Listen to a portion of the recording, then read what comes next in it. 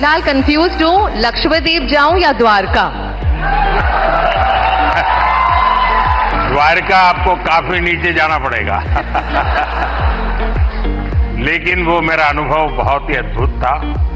खैर उसकी बात कभी फिर करूंगा, लेकिन मैं नहीं मानता सब टूरिस्टों के लिए कितना सुविधाजनक होगा। लेकिन अब जैसे मैं आदि कैलाश गया था, आदि कैलाश हमारा काफी ऊंचे टॉप पर है, और दूसरी तरफ मैं यहाँ द्वारिका में काफी मीटर नीचे चला गया, पुरानी द्वारिका देखी। आप ये जब भारत की धरोहर का परिचय करवाते हैं, तो मैं एक विषय, दो विषय लेकर इन दिनों चल रहा हूँ। उसमें आप जो क्रिएटर्स होते हैं मदद कर सकते हैं। एक हमारे लोग क्या करते हैं, जैसे कहीं चले गए सोमनाथ, तो बस में ट्रेन में अपनी कार से उतरेंगे, भागेंगे, और जैसे भगवान अभी कहीं जा रहे हैं तो पकड़ो।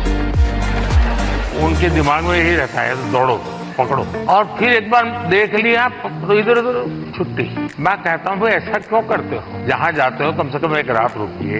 टोटल जो आपका बजट है, टूर ट्रैवल का टोटल बजट है, कम से कम 5% 10% लोकल कुछ न कुछ चीज खरीदिए, लोकल प्रोडक्ट खरीदिए। अब फिर आप कहेंगे नहीं हमने पानी पूरी खरीदी थी, ऐसा नहीं। खाना वाना तो कंपलसरी है, खाएंगे, लेकिन कोई वहां की प्रोडक्ट, क्योंकि हमारे देश की जो ये भी एक सामर्थ्य है, और वहां की इकोनॉमी को बहुत बड़ा बल मिलता है। अब जैसे मान लीजिए आप बद्रीनाथ गए, और वहीं से थोड़ा एक 5 किलोमीटर दूर मणा गांव गए, और मणा गांव से हैंडीक्राफ्ट खरीदा, तो हिंदुस्तान का वो पहला गांव, उसके बाद चाइना आ जाता है, वो पहला गांव, वहां की कुछ चीजें खरीद करके अपने गांव ले जाओगे। देश की एकता को हमेशा हमेशा बनाए रखने का काम है। तो कभी आप ऐसे विषयों को भी अगर प्रमोट कर सकते हैं तो बहुत अच्छा होगा।